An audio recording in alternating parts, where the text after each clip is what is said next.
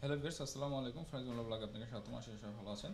তো আজকে আমরা গোল্ডের টেকনিক্যাল অ্যানালাইসিস করব এবং এর সাথে একই সাথে আপনার হচ্ছে ফান্ডামেন্টাল ইস্যুগুলো জানবো ইনশাআল্লাহ। তো আশা করি শেষ পর্যন্ত থাকবেন। তো ভিউয়ার্স, গোল্ডের টেকনিক্যাল আমরা হচ্ছে H4 চার্টে আছি এবং দেখতে পাচ্ছি যে গোল্ড রিসেন্টলি হচ্ছে আপনার গত 22শে এপ্রিল 3500 যে হচ্ছে অল টাইম হাই, সেখান থেকে মার্কেট রিটেস্ট করে বর্তমানে কিন্তু একটা সাইডওয়ে ক্রিয়েট করেছে এবং এটা হচ্ছে 22শে এপ্রিলই কিন্তু আপনার যে আপ ট্রেন্ড ছিল, মেসিভ যে আপ ট্রেন্ডটা ছিল, সেটাকে কিন্তু ব্রেক করে বর্তমানে সাইডওয়ে অবস্থান করতেছে আর কি।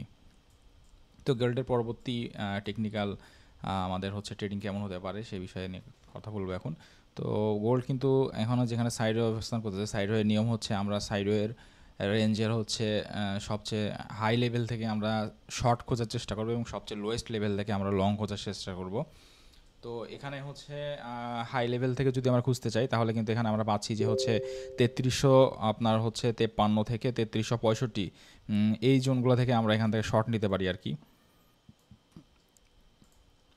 আবার আমরা যদি নিচের দিকে খেয়াল করি তাহলে আমরা দেখব যে হচ্ছে 3280 থেকে মোটামুটি 3265 বা 68, এই জোনগুলো থেকে কিন্তু আমরা লং পজিশন নিতে পারি। দেখেন এখানে মার্কেট বারবার এই জায়গাগুলোতে রিট্রেস করছে এবং উপরেও তাই হয়েছে।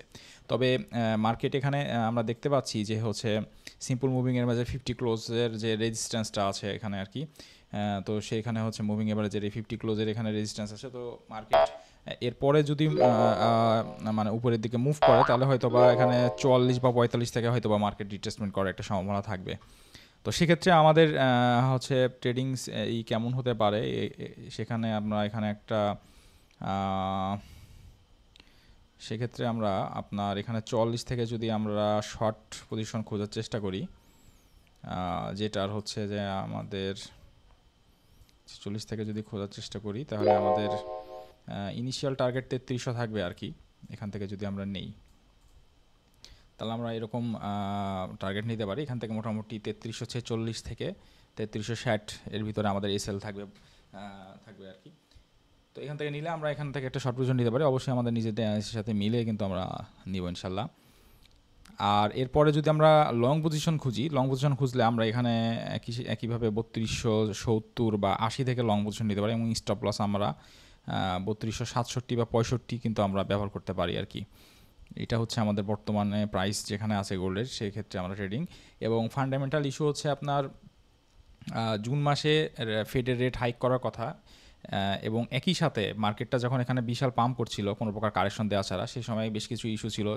ট্রাম্প এবং চায়নার হচ্ছে পাল্টাপাল্টি যে ম্যাসিভ শুল্ক আরোপ, এবং হচ্ছে ট্রাম্প একই সাথে হচ্ছে ফেডের চেয়ারম্যান জেরোমি পায়েলকে অপসারণ করার সিদ্ধান্ত নিচ্ছিল এবং এরকম মেলা অস্থিতিশীল ঘটনার কারণে কিন্তু গোল্ড হচ্ছে ম্যাসিভ পরিমাণে পাম্প করে 3500 গেছিলো এবং বর্তমানে কিছুটা কারেকশন দিয়ে সাইডওয়েতে আছে মার্কেট।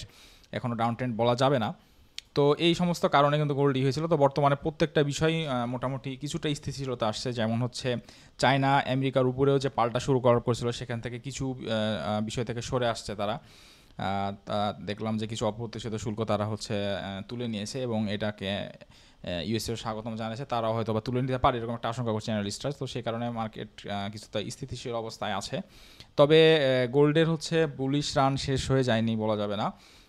সাময়িক আপট্রেন্ড থেকে ফিরে এসে হয়তো বা সাইডেতে মুভ করতেছে।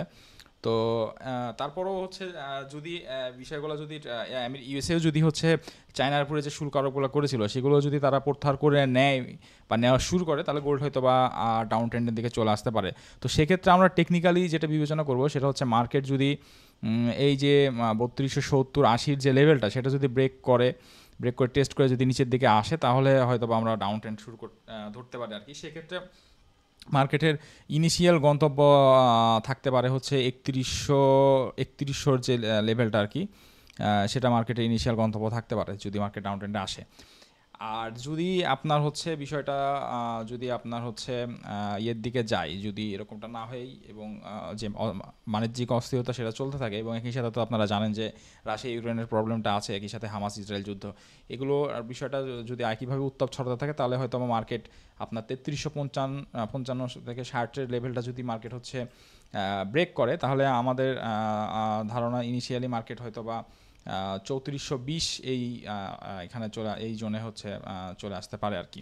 যদি আপনার হচ্ছে বর্তমান যে সাইডওয়ের যে রেজিস্ট্যান্সটা আছে 3354 থেকে আপনার 3360 এটা যদি ব্রেক করে এবং এখানে রিটেস্ট করলে এখানে 3400 আসবে এবং এটা যদি পরবর্তীতে এটাও যদি ব্রেক করে তাহলে হয়তো আবারও 3500 দেখবো, তারপরে হয়তো মার্কেট তার পরিস্থিতি অনুযায়ী মুভমেন্ট করবে। তো ভিউয়ার্স, এটা ছিল মূলত গোল্ডের বর্তমান আপডেট।